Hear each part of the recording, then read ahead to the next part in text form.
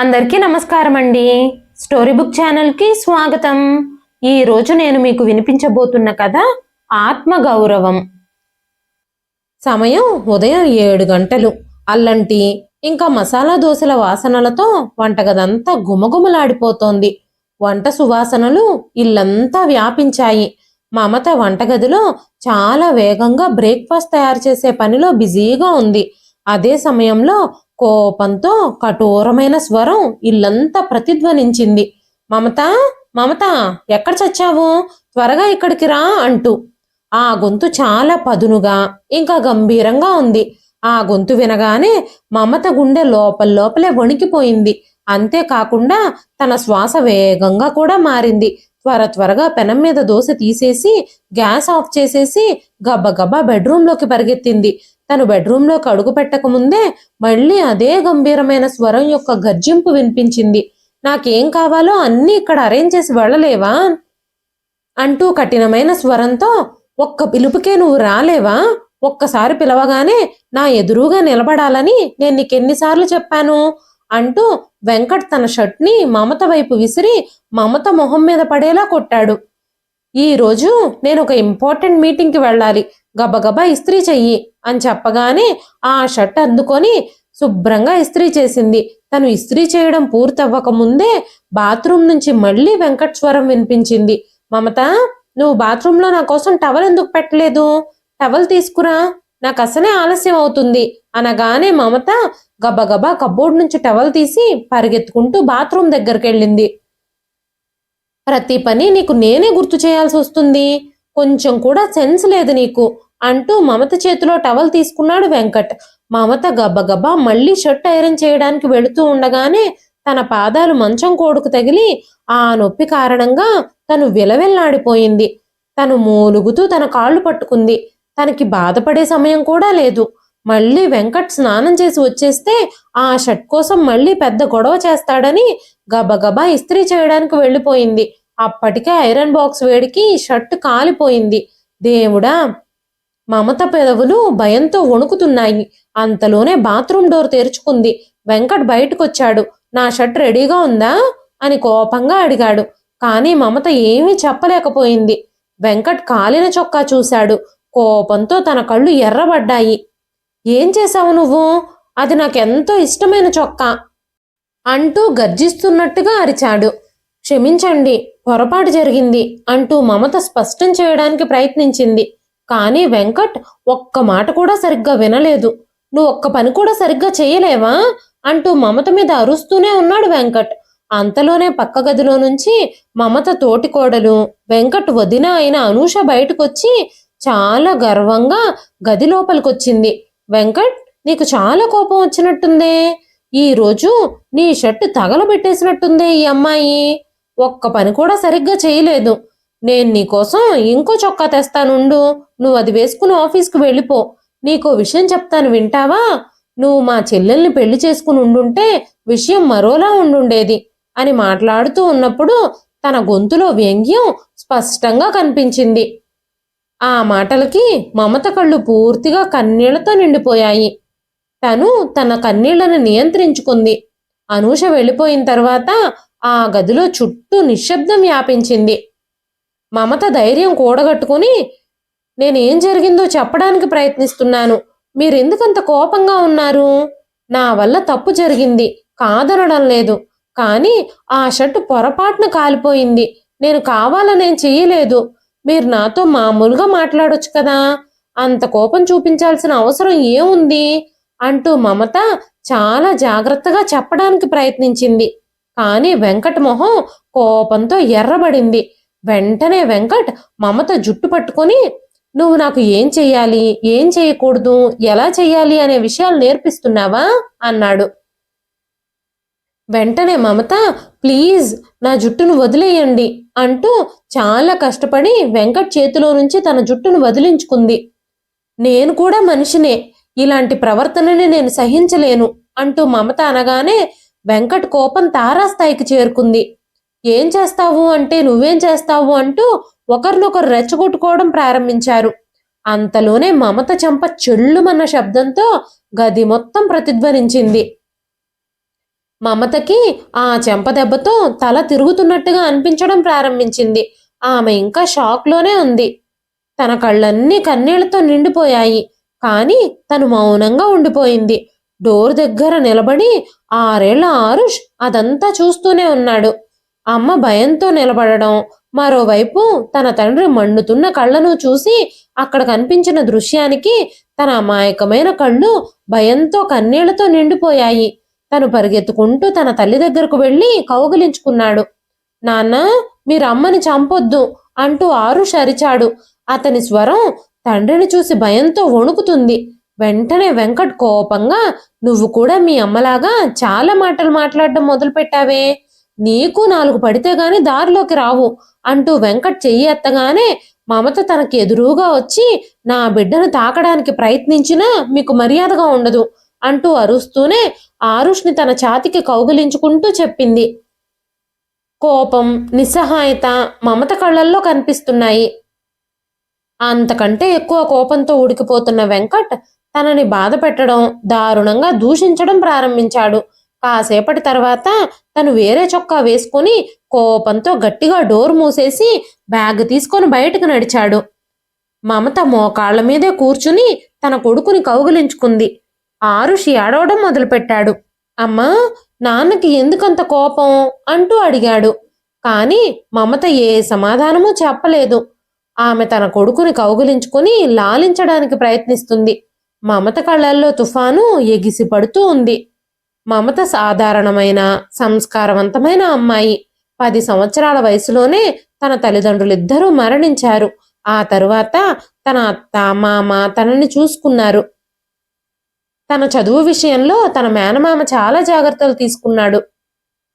చదువు పూర్తయిన తర్వాత మమత కాలేజీలో లెక్చరర్గా జాయిన్ అయ్యింది. అదే సమయంలో రాధాకృష్ణ గారి ఆరోగ్యం బాగుండకపోవడంతో తన చిన్న కొడుకుకి వెంటనే పెళ్లి చేయాలని ఆయన అనుకున్నాడు.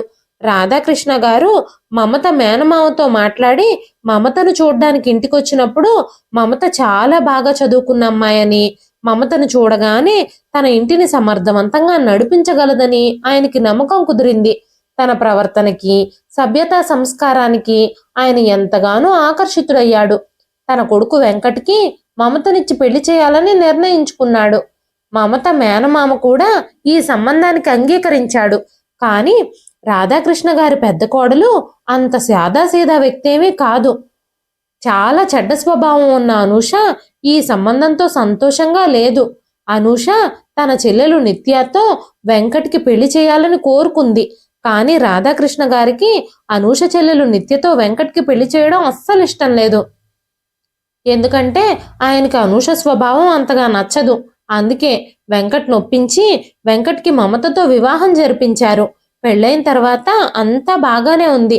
అంతేకాకుండా వెంకట్ కూడా పెళ్లి తర్వాత తన భార్య ఇంట్లోనే ఉండి ఇంటి పనులు చూసుకోవాలని, కోడలుగా ఇంటి బాధ్యతలు నిర్వహించాలని భావించాడు.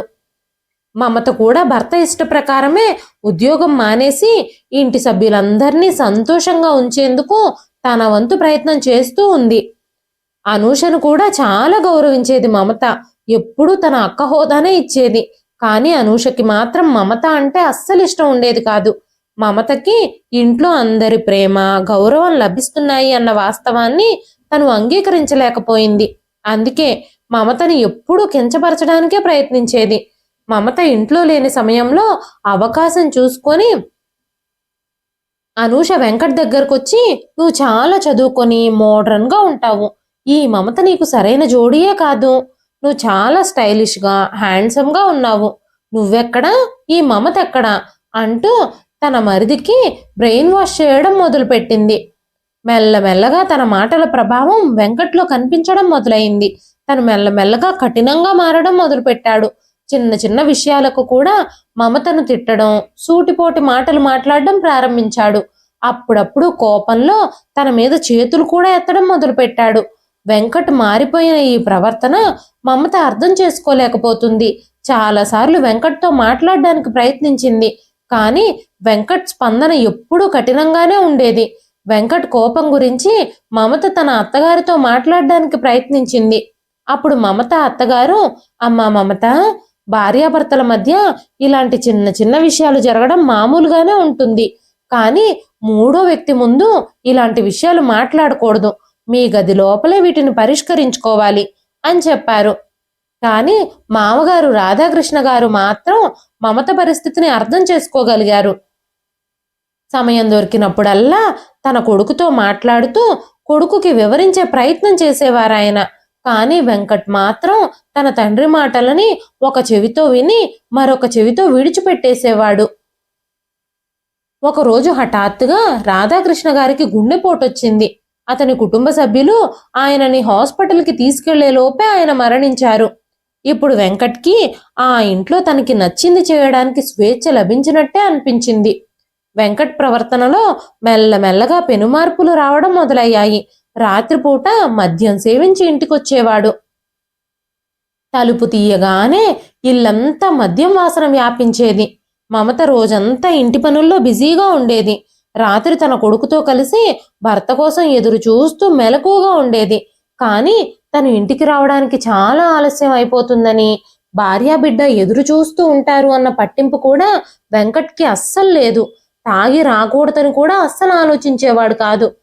మమత ఏదైనా మాట్లాడడానికి ప్రయత్నిస్తే, నీకేంటి, నేను కష్టపడి పనిచేసి ఇల్లంతటి నేను నడిపిస్తున్నాను, నువ్వు వంటగదిలో వంట చేస్తావు, డబ్బు సంపాదించే మనిషిని గౌరవించడం నేర్చుకో అంటూ పక్కనే ఉన్న గ్లాసును నేల మీద విసిరి కొట్టాడు వెంకట్ ఆ రోజు. భర్త ప్రవర్తనతో మమత చాలా మనస్తాపం చెందింది. రాత్రంతా మమత ఏడుస్తూనే ఉంది. మరుసటి రోజు ఉదయం మమత వంటగదిలో టిఫిన్ సిద్ధం చేస్తూ ఉండగానే వెంకట్ అదే సమయంలో నిద్రపోతున్నాడు. అదే సమయంలో తన తోటి కోడలు అనూష మమత దగ్గరకొచ్చి, మమత, రాత్రి ఏం జరిగింది? అంత పెద్ద సౌండ్ నా గదిలోకి కూడా వినిపించింది అంటూ అనూష నవ్వుతూ అడిగింది. మమత ఏమీ మాట్లాడకుండా తల దించుకొని తన పని తను చేసుకుంటూ పోయింది. నీలాంటి దానికి అసలు ఈ ఇంటి కోడలవ్వడానికి ఎలాంటి అర్హత లేదు. నువ్వు నీ భర్తని, ఈ ఇంటిని సరిగ్గా చూసుకోలేవు అని మాట్లాడుతూ ఉండగానే మమత బాధగా, అక్క, నేను అసలే బాధలో ఉన్నాను, నువ్వు నన్ను ఇంకా ఇంకా బాధ పెట్టకు అంది. వెంటనే అనూష, నువ్వు బాధపడితే బాధపడు, నీ వల్లే వెంకట్ జీవితం అంతా నాశనం అయిపోయింది. ఇప్పటికైనా తన జీవితం నుంచి తప్పుకోవచ్చు కదా. ఇప్పుడు నువ్వు తన జీవితం నుంచి వెళ్ళిపోయినా మా చెల్లెలు తన్ని పెళ్లి చేసుకోవడానికి సిద్ధంగా ఉంది అంది. అప్పటికే మమతకి ఓపిక నశించింది. తను ఇంకేమీ ఆలోచించకుండా తన బట్టలు, తన కొడుకు బట్టలు ఒక బ్యాగులో సర్దుకొని నిశ్శబ్దంగా తన మామయ్య ఇంటికి వెళ్ళిపోయింది. తను తన పుట్టింటికి వెళ్ళినప్పుడు వాళ్ళు తనకి సపోర్ట్గా ఉంటారని మమత భావించింది. తన కష్టాన్ని అర్థం చేసుకుంటారు అని అనుకుంది. ముందుగా తను అత్త తన మేనమామకి పరిస్థితి అంతటి గురించి వివరించి చెప్పినప్పుడు తన మామయ్య, చూడు మమత, ప్రతి ఇంట్లోనూ చిన్న పెద్ద సమస్యలుంటాయి. ఒక్కోసారి మగాళ్ళకి కోపం వస్తూ ఉంటుంది. కానీ అలాంటి విషయాల్ని పెద్దవి చేయాల్సిన అవసరం లేదమ్మా. అలాంటి చిన్న చిన్న విషయాల్ని సహిస్తూ బాధ్యతలు నెరవేర్చడమే ఆడవాళ్ల కర్తవ్యం. నీ బాధ్యతని నువ్వు అర్థం చేసుకో. ఒక ఆడపిల్లకి అత్తామామల ఇల్లే ఎప్పటికీ తన ఇల్లు అవుతుంది. నువ్వు అక్కడే ఉండి పోరాటం చేయడం నేర్చుకో. నువ్వు ఇక్కడికి వచ్చి కూర్చుంటే నీకు సమాజంలో గౌరవం కూడా ఉండదు.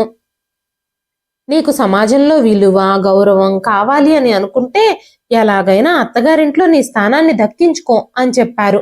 కానీ మమత వణుకుతున్న స్వరంతో, మామయ్య, కానీ నేను ఇక ఆ నరకానికి వెళ్ళలేను, నాకు వెనక్కి వెళ్ళడం ఇష్టం లేదు అనగానే మమత మామయ్య కోపంగా, ఇక నువ్వు వాదించొద్దు, నీ మంచి కోసమే నేను చెప్తున్నాను. రేపు ఉదయమే నువ్వు మీ ఇంటికి తిరిగి వెళ్ళిపోయి అక్కడ నీ బాధ్యతలను నిర్వహించు. ప్రశాంతంగా ఆలోచించు. అలా ఆలోచిస్తే నువ్వు చేసిన తప్పేమిటో నీకే తెలుస్తుంది అని చెప్పినప్పుడు రాత్రి మంచం మీద పడుకొని సీలింగ్ వైపే చూస్తూ ఉండిపోయింది మమత. ఆమె కళ్ళల్లో కన్నీళ్లు కారుతూనే ఉన్నాయి. ఇప్పుడు తన మనసులో బాధతో పాటు కోపం కూడా ఉంది. మరుసటి రోజు ఉదయం మమత నిశ్శబ్దంగా తన బ్యాగ్ని తీసుకుని తన అత్తవారింటికి తిరిగి వచ్చింది. అప్పుడే అనూష తలుపు తెరిచింది. ఏమైంది మహారాణి? మీ అత్తయ్య, మామయ్య నిన్ను 2 రోజులు కూడా ఉంచుకోలేకపోయారా వాళ్ళింట్లో అంది. కానీ మమత ఏమీ మాట్లాడలేదు. అనూషకి సమాధానం చెప్పినా ప్రయోజనం లేదని తనకి తెలుసు. ఆ తర్వాత రోజు నుంచి రోజులన్నీ మమతకి మరింత కష్టంగా మారాయి. ఇప్పుడు వెంకట్కి, అనూషకి ఇద్దరికీ అర్థమైపోయింది మమతకి తన పుట్టింటి నుంచి ఎలాంటి మద్దతు లభించదని. ఇక వెంకట్ వైఖరి మరింత కఠినంగా మారింది. ఇప్పుడు అతను ప్రతి రాత్రి తాగి రావడమే కాకుండా మమతని మరింత అవమానించడానికి, కొట్టడానికి అస్సలు వెనకాడడం లేదు. కుటుంబం ముందు కూడా మమతని తిట్టేవాడు. ఒకరోజు ఆరుష్ అనారోగ్యం పాలయ్యాడు. జ్వరంతో బాధపడుతున్న కొడుకుతో మమత రాత్రంతా నిద్ర లేకుండానే ఉండిపోయింది. రాత్రంతా తన కొడుకుకి విపరీతమైన జ్వరంగా ఉంది. తర్వాత రోజు ఉదయం మమత తన కొడుకును డాక్టర్ దగ్గరికి తీసుకెళ్లమని వెంకట్ని అడిగినప్పుడు వెంకట్ క్లియర్గా సమాధానం చెబుతూ, నువ్వు డాక్టర్ దగ్గరికి వెళ్ళాలనుకుంటే ఆటోలో వెళ్ళు, నాకు మాత్రం టైం లేదు అని చెప్పాడు. బాధగా మమత తన కొడుకును తీసుకుని హాస్పిటల్కి వెళ్ళింది. డాక్టర్ ట్రీట్మెంట్ చేసిన తర్వాత బాబుకు జ్వరం తగ్గింది. ఆ తర్వాత నుంచి మమత తన ఆ పరిస్థితుల్ని అంగీకరించింది.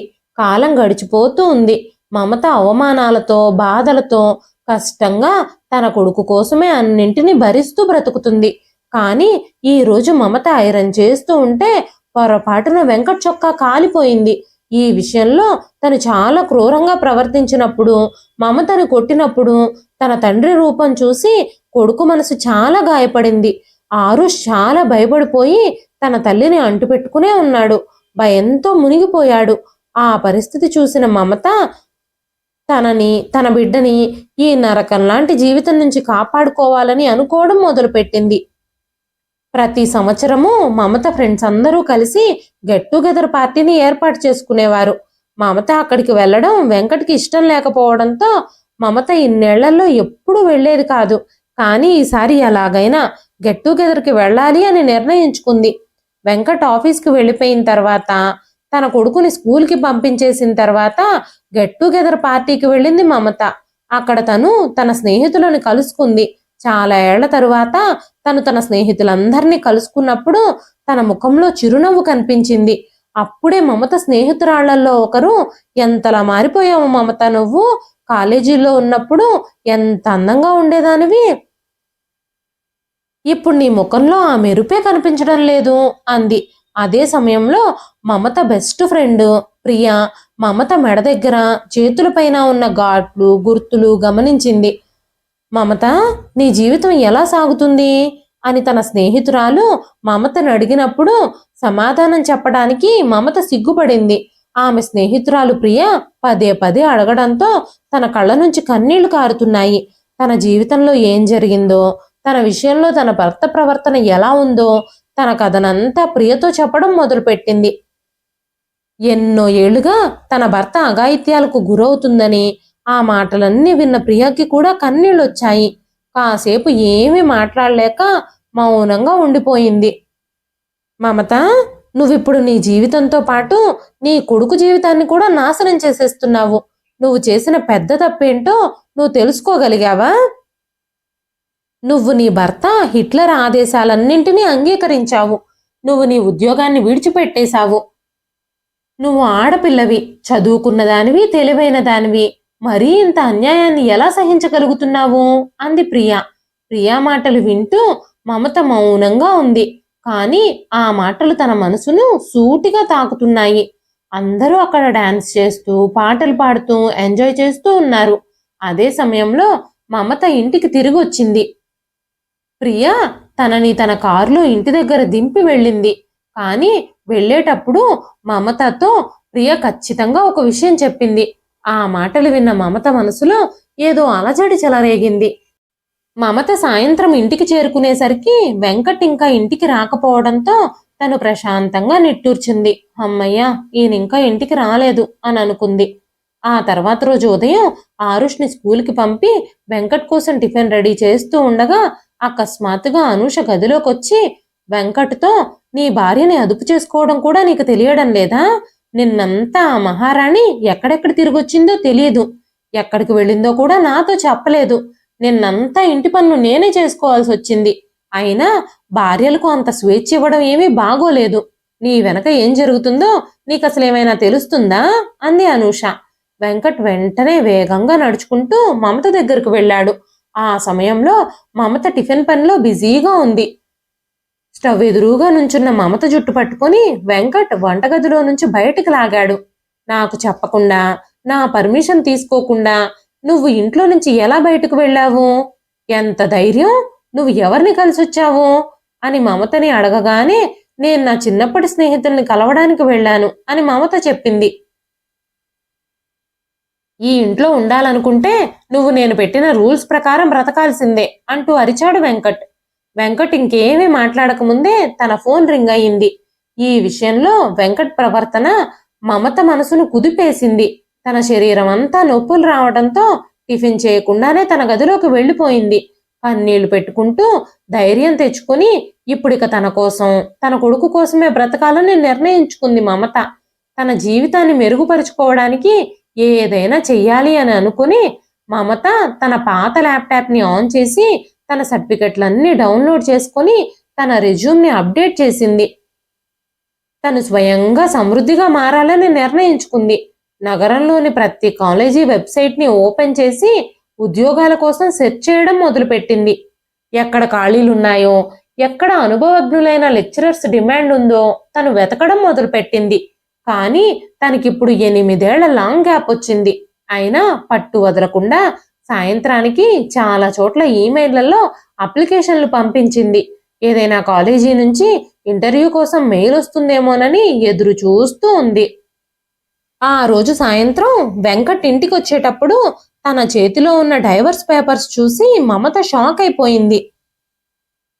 వెంకట్ వెంటనే, నేను నీకు డైవర్స్ ఇవ్వబోతున్నాను, ఇంక నుంచి ఆరుష్ నాతో పాటే ఉంటాడు అని చెప్పగానే తన కళ్ళల్లో నీళ్లు తిరిగాయి. మమత ఏడవడం ప్రారంభించింది. ఈ రోజు కనుక నేను ఓటమిని ఒప్పుకుంటే నా కొడుకు భవిష్యత్తు నాశనం అయిపోతుంది, ఏదో ఒకటి చెయ్యాలి అని రాత్రంతా ఆలోచిస్తూనే ఉంది మమత. మరుసటి రోజు ఉదయం మమత ప్రియని కలవడానికి వెళ్ళింది. మమత ప్రియతో, ప్రియా ప్రియా, వెంకట్ నాకు విడాకులు ఇవ్వాలని ఆలోచిస్తున్నాడు, అంతేకాకుండా నా కొడుకుని నా నుంచి దూరం చేయాలి అని అనుకుంటున్నాడు. నా బిడ్డ లేకుండా నేను జీవించలేను, నాకు ఎలాగైనా నీ సహాయం కావాలి, వీలైతే నాకు ఒక చిన్న అద్దిల్లు చూడు, నేను నా కొడుకుని తీసుకొని ఆ ఇంటి నుంచి బయటకు వచ్చేస్తాను అని చెప్పింది మమత. ప్రియా మమత కోసం తన ఇంటికి దగ్గరలోనే ఒక చిన్న అద్దింటిని చూసింది. మమత ఆ రోజు సాయంత్రమే తన బట్టల్ని సర్దుకొని తన దగ్గరున్న కొంత డబ్బు తీసుకొని తన కొడుకుని తీసుకొని ఆ ఇంటి నుంచి బయటకు నడిచింది. సాయంత్రం వెంకట్ ఇంటికి తిరిగి వచ్చినప్పుడు ఎప్పటిలాగానే మమతను పిలిచాడు. మమత, మమత, ఎక్కడ చచ్చావు? తొందరగా నీళ్లు తీసుకురా అంటూ పిలిచాడు. కాని ఆ ఇంట్లో నిశ్శబ్దం ఆవరించింది. లోపలికి చూశాడు. గదంతా ఖాళీగా ఉంది. తన గదిలోకి వచ్చేసరికి టేబుల్ మీద ఉన్న పేపర్ మీద తన కళ్ళు పడ్డాయి. ఆ కవర్ తెరిచి చూసినప్పుడు లోపల మమత రాసిన ఉత్తరం ఉంది. వెంకట్, నేను నీతో చాలా సంవత్సరాలు గడిపాను. ప్రతి అవమానాన్ని, ప్రతి బాధని భరించాను. కానీ ఇప్పుడు మీరు నాకు విడాకులు ఇవ్వాలి అని అనుకుంటున్నారు. నా కొడుకును కూడా నా నుంచి దూరం చేయాలి అని మీరు అనుకుంటున్నారు. నేను దీన్ని మాత్రం భరించలేను. మీరు నన్ను ఎప్పుడూ బలహీనంగానే భావించారు. కానీ ఇప్పుడు నేను నా కొడుకుతో ఉన్నాను. నా కొత్త జీవితాన్ని ప్రారంభిస్తాను. మీరు ఏం చేయాలనుకుంటే అది చేసుకోండి. నేను ఇంకా మీతో కలిసి జీవించాలి అని అనుకోవడం లేదు. నా కొడుకుని దూరం చేసుకోవాలి అని కూడా అనుకోవడం లేదు అని రాసుంది ఆ ఉత్తరంలో. ఉత్తరం చదివిన వెంటనే వెంకట్ శరీరం అంతా కోపంతో వణికిపోయింది. సోఫాలో కూర్చుని ఆలోచించడం మొదలుపెట్టాడు. మమతని బెదిరించేందుకు విడాకుల పత్రాలు సిద్ధం చేసుకున్నాడు. ఇప్పుడు తన ప్లాన్కి ఎదురు దెబ్బ తగిలింది. వెంకట్ చాలాసేపు ఆలోచనల్లో మునిగిపోయాడు. అర్ధరాత్రికి వెంకట్కి ఆకలిగా అనిపించింది. అదే సమయంలో ఇంటి సభ్యులందరూ భోజనం చేసి నిద్రపోతున్నారు. వంటగదిలోకి వెళ్లి చూశాడు. ఒక ప్లేట్లో చల్లారిపోయిన భోజనం ఉంది. తను నిశ్శబ్దంగా దాన్ని తీసుకొని తిని తన గదిలోకి వెళ్లి పడుకున్నాడు. ఏ టైంకి ఇంటికొచ్చినా వేడి వేడి భోజనం తినిపించే మమత ఆ రోజు ఇంట్లో లేదు. కానీ ఇంటి పనులన్నీ మామూలుగా జరుగుతున్నాయి. కానీ వెంకట్ పిడుగులాంటి స్వరం మాత్రం ఆ ఇంట్లో వినిపించడం లేదు.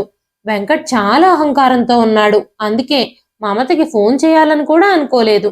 కానీ తన భార్య దూరం అయ్యేసరికి లోపలే బాధపడ్డాడు. తను ఆఫీస్ పని మీద శ్రద్ధ పెట్టలేకపోతున్నాడు. తన పనితీరు కూడా క్షీణించడం ప్రారంభించింది. తను సరిగ్గా పెర్ఫామ్ చేయలేకపోతున్నాడని తనని ఆఫీస్ వాళ్ళు ఉద్యోగంలో నుంచి కూడా తీసేశారు. ఆ తర్వాత చాలా రోజులు మరెక్కడా మంచి ఉద్యోగం కూడా రాలేదు వెంకట్కి. మమత మాత్రం అద్దింట్లో ఉంటూ ఉద్యోగం కోసం వెతుక్కుంటూ ఉంది. తన బలాన్ని పరీక్షించుకోవడానికి, తన కొడుకుకి సురక్షితమైన బాల్యాన్ని అందించడానికి ఈ కష్టాలన్నీ ఎలాగైనా భరించాలని భావించింది. తన కొడుకుకి ఉజ్వల భవిష్యత్తును అందించడం తన పెద్ద లక్ష్యం. ప్రతిరోజు డబ్బు కొరత ఉంటూనే ఉండేది. ప్రతిరోజు కాలేజీల్లో, స్కూళ్ళల్లో ఇంటర్వ్యూల కోసం, ఉద్యోగాల కోసం దరఖాస్తులు చేస్తూనే ఉంది. అప్లికేషన్ పంపించిన ప్రతి చోట మమతకి నిరాశే మిగిలింది. కానీ తన స్నేహితురాలు ప్రియ తన్ని ప్రోత్సహించింది. ఉద్యోగం రాకపోతే నీలో ఏ టాలెంట్ ఉందో చూసుకో. ఒక తలుపు మూసుకుంటే ఇంకో తలుపు తెరిచే సామర్థ్యం నీలో ఉంది. ఇది సోషల్ మీడియా యుగం. ఒక వ్యక్తికి ఏదైనా నైపుణ్యం ఉంటే అతను ఏ వేదిక పైనైనా తనదైన ముద్ర వేయగలడు. నీ బోధనా విధానం ఎప్పుడూ అద్భుతంగా ఉంటుంది. సిలబస్ ఆధారంగా వీడియోలు చేసి సోషల్ మీడియాలో పోస్ట్ చెయ్యి. అప్పుడు చాలా మంది నీ వీడియోలు చూసి నేర్చుకుంటారు అని చెప్పి ప్రియ వెళ్ళిపోయింది. ఆ తర్వాత మమత కూడా ఈ విషయం గురించే ఆలోచించడం మొదలుపెట్టింది. ఈ సలహా బాగుంది, ఎలాగైనా సరే దీన్ని ఫాలో అవ్వాలి అని మమత అనుకుంది. సంకల్పం ఉన్న చోట మార్గం ఆటోమేటిక్గా ఉద్భవిస్తుంది. మమత తన స్మార్ట్ ఫోన్ తీసుకుని గంటల తరబడి కష్టపడి 12వ తరగతి సబ్జెక్టులలో వీడియోలు చేసి ముందుగా ఒక వీడియోని అప్లోడ్ చేయాలి అని అనుకుంది. ఎందుకంటే దగ్గరలోనే ఇంటర్మీడియట్ పరీక్షలు రాబోతున్నాయి. అందుకే ఆ సబ్జెక్ట్లోనే వీడియోలు చేయాలి అని అనుకుంది. ఆ రోజు మమత వీడియో తీసుకోవడానికి రెడీ అయ్యింది. ప్రియా కెమెరా ఆన్ చేసి వీడియో తీస్తూ ఉంది. మమత తన గొంతుతో బోధించడం ప్రారంభించింది. ఆత్మవిశ్వాసంతో కష్టతరమైన సబ్జెక్టులు కూడా పిల్లలకి అర్థమయ్యేలా సరళంగా బోధించే టాలెంట్ ఉంది మమత దగ్గర. తను తన మొదటి వీడియోని అప్లోడ్ చేసినప్పుడు మమత ప్రియాతో ఎవరైనా చూసారా, ఎంతమంది చూశారు అని పదే పదే ప్రియను అడిగింది. అప్పుడు ప్రియ నవ్వుతూ, నువ్వు దాని గురించి ఆలోచించొద్దు, నువ్వు బోధించే విధానం చాలా బాగుంది, పిల్లలకు కూడా చాలా అర్థమయ్యేలా ఉంది. ఎవరైనా కష్టపడితే ఆ కష్టం వృధాగా పోదు. ఒక్కసారి నీ వీడియో ఎవరైనా చూశారంటే, నీ టీచింగ్కి అలవాటు పడ్డారు అంటే పిల్లలందరూ నీ వీడియోలని చూడడం మొదలు పెడతారు. ఓపిక పట్టమని చెప్పింది. కొద్ది రోజుల్లోనే మమత వీడియోస్కి మంచి వ్యూస్ రావడం ప్రారంభించాయి. కొంతమంది కామెంట్లు కూడా చేశారు, మీరు బోధించే పద్ధతి చాలా బాగుందని, దయచేసి మిగతా అంశాలపై కూడా తొందరలోనే వీడియోలు చేయండి అంటూ తనకే కృతజ్ఞతలు కూడా చెప్పారు. ఈ సబ్జెక్టు మీద పిల్లలకు ఉన్న భయమంతా తొలగిపోతుంది అంటూ కొంతమంది కామెంట్లు పెట్టారు. కామెంట్లు పెట్టే వాళ్ళ కామెంట్లతో కామెంట్ బాక్స్ అంతా నిండిపోయింది. మమత కళ్ళల్లో మెరుపులు వచ్చాయి. మరిన్ని వీడియోలు చేయడం ప్రారంభించింది. పగలు రాత్రి అనే తేడా లేకుండా తను కష్టపడడం కొనసాగించింది. ఒక నెలలోనే 1000 మంది సబ్స్క్రైబర్లు అయ్యారు. కొంతకాలం తర్వాత తను సోషల్ మీడియాని విరివిగా ఉపయోగించడం ప్రారంభించింది. అతి తక్కువ కాలంలోనే మమత యూట్యూబ్ ఛానల్కి 1,00,000 మంది సబ్స్క్రైబర్లు అయ్యారు. యూట్యూబ్ నుంచి వచ్చిన ఆదాయం మమతని ఆర్థికంగా బలోపేతం చేసింది. అంతేకాకుండా తను మంచి ఆదాయాన్ని సంపాదించింది. తను కొత్త కోర్సులను కూడా నేర్చుకుని జ్ఞానాన్ని పెంచుకోవడం ప్రారంభించింది. మరోవైపు మమత ఇంటి నుంచి బయటకు వెళ్ళిన తర్వాత ఆ ఇంటి వాతావరణం అంతా భిన్నంగా మారిపోయింది. ఆ రోజు ఉదయాన్నే వెంకట్, వదినా ఇంకా బ్రేక్ఫాస్ట్ రెడీ అవ్వలేదా అంటూ అడిగాడు. అందుకు అనూష కోపంగా తిరగబడి, అవునవును, నేను అందరి కోసం పనిచేయడానికే ఇంటికి వచ్చినట్టున్నాను. నేనేమి ఇంటికి పని మనిషిని కాదు. ఎంతని పనిచేయాలి? మమత ఇక్కడ ఉన్నప్పుడు అంతా బాగానే ఉండేది అని మాట్లాడుతూ ఉండగానే తన గదిలో నుంచి అత్తగారు పిలిచారు. అనూష, నాకింకా టీ ఇవ్వలేదు అంటూ. అనూషకి చాలా కోపం వచ్చింది. నేను ఈ పనులన్నీ చెయ్యలేను. నేనేమి ఇంటికి పని మనిషిని కాదు. మీ కొడుకుతో చెప్పండి, వెళ్ళి మమత ఎక్కడుందో వెతికి తీసుకురమ్మని అని అంది అనూష. వెంటనే వెంకట్ కోపంగా, నేనెందుకు మమతను పిలుచుకురావాలి? తను స్వయంగా తనంతట తానే ఇంటి నుంచి బయటకు వెళ్ళింది. తను రావాలనుకుంటే తనంతట తానే వస్తుంది. అమ్మా, నువ్వేం కంగారు పడకు, మమత కొద్ది రోజుల్లోనే తిరిగి వచ్చేస్తుందిలే. తన పుట్టింట్లో తనకి సపోర్ట్ చేసే వాళ్ళు ఎవ్వరూ లేరు అన్నాడు. అదే సమయంలో డోర్ బెల్ మోగింది. నాకు ఈ మమత గురించి బాగా తెలుసు. వదినా, వెళ్ళి డోర్ తీయి, మమతే వచ్చుంటుంది అన్నాడు వెంకట్. అనూష వెళ్ళి డోర్ తీయగానే వెనకాలే వెంకట్ అంటూ పెద్ద గొంతుతో పిలిచింది. వెంకట్, ఎవరో వచ్చారు చూడు అంది. ముఖంలో చిరాకుతో వెంకట్ బయటకొచ్చాడు. వచ్చిన అతను విడాకుల పత్రాలు వెంకట్కిచ్చి, ఇవి మీ భార్య సంతకాలు పెట్టిన విడాకుల పేపర్లు అని చెప్పాడు. ఆ పేపర్లు చూడగానే వెంకట్ కాళ్ళ కింద నేల జారిపోయింది. మమత ఇంత పెద్ద నిర్ణయం ఎలా తీసుకుంది? ఈ విషయాన్ని కోర్టు వరకు తీసుకెళ్ళింది. మమత వెంకట్ నుంచి శారీరక మానసిక దాడిని ఎలా ఎదుర్కోవాల్సి వచ్చిందో లాయర్తో కూడా చెప్పింది. అప్పుడు లాయర్, ఇన్నాళ్ళు ఇలాంటి టార్చర్ ఎందుకు భరించావు అని అడిగింది. కంప్లైంట్ చేయడానికి ఇప్పుడు హఠాత్తుగా ఎందుకు వచ్చావు అని లాయర్ అడగగానే, నేను నా పెళ్లి బంధాన్ని కాపాడుకోవడానికి నేను వీటన్నింటినీ భరించాను. ఇప్పుడిక నా సహనం నశించిపోయింది. అందువల్లే నేను ఇలాంటి నిర్ణయం తీసుకోవాల్సి వచ్చింది అని చెప్పింది. మమత తన భర్త టార్చర్ని తట్టుకోలేక తనంతట తానే ఇంటి నుంచి వెళ్ళిపోయానని, తన బిడ్డని తన భర్త తనకి దూరం చేసేస్తాడేమోనన్న భయంతోనే ఆ పని చేశానని కోర్టులో చెప్పింది. తను గృహహింసకు గురైనట్టు రుజువు చేసే సాక్ష్యాలు, వైద్య నివేదికలని అందించింది. కోర్టులో ఆరుష్ని బోన్లో నిలబెట్టి, నువ్వు ఎవరి దగ్గరుంటావు? నీకు మీ అమ్మ కావాలా, మీ నాన్న కావాలా? నువ్వు మీ అమ్మ దగ్గరుంటావా, మీ నాన్న దగ్గరుంటావా అని అడిగారు. నాకు మా అమ్మతోనే కలిసి జీవించాలని ఉంది. అమ్మంటే నాకు చాలా ఇష్టం. మా నాన్నతో నేను జీవించలేను. మా నాన్న అమ్మని రోజు కొట్టేవారు, పెద్ద పెద్దగా అరిచేవారు. అమ్మ చాలా ఏడ్చేది. నాన్న చాలా చెడ్డవాడు. నాన్నతో కలిసి జీవించడం నాకు ఇష్టం లేదు అని చెప్పాడు ఆరుష్. ఇక కేసు గెలవడం వెంకట్కి కష్టతరంగా మారిపోయింది. ఇప్పుడు మమత తన దగ్గరున్న డబ్బులతో ఒక చిన్న ఇల్లు కూడా కొనుక్కొని అక్కడికి షిఫ్ట్ అయిపోయింది. కోర్టులో ఫైనల్ హియరింగ్కి డేట్ కూడా ఇచ్చేశారు. ఆ ముందు రోజే మమతకి వెంకట్ నుంచి కాల్ వచ్చింది. తను ఫోన్ తీయగానే వెంకట్ మాట్లాడుతూ, మమత, నిన్నొకసారి కలవాలి అని అనుకుంటున్నాను అని అడిగాడు. మమత వెంటనే, నాకు నిన్ను కలవడం అస్సలు ఇష్టం లేదు అంటూ స్పష్టమైన మాటలతో చెప్పింది. అయితే చివరిసారిగా ఒక్కసారి కలవమని వెంకట్ బ్రతిమాలడంతో మమత అతన్ని కలవడానికి ఒప్పుకుంది. దాదాపు 15 నిమిషాల తర్వాత మమత ఇంటి గుమ్మంలో వెంకట్ నిలబడున్నాడు. బయట మమత అనే పేరుతో నేమ్ ప్లేట్ ఉంది. బెల్లు కొట్టినప్పుడు తలుపు తెరిచే ఉంది. లోపలికి రమ్మని మమత చెప్పింది. ఇల్లు చిన్నదే అయినా చక్కగా ఉంది. సకల సౌకర్యాలు ఉన్నాయి. మీరు నాతో ఏం మాట్లాడాలనుకుంటున్నారు అని సూటిగా అడిగింది మమత. నేను నీతో 5 నిమిషాలు మాట్లాడాలి అని అనుకుంటున్నాను. నువ్వు వెళ్ళిపోయిన తర్వాత నా తప్పులన్నీ నాకు అర్థమయ్యాయి. నా జీవితంలో నువ్వు ఎంత ముఖ్యమైన దానివో నాకు అర్థమయ్యింది. నువ్వు లేకుండా నా కుటుంబం కూలిపోయింది. మా అమ్మ అనారోగ్యంతో ఉంది. మా వదిన మా అమ్మతో ప్రతిరోజు గొడవ పడుతుంది.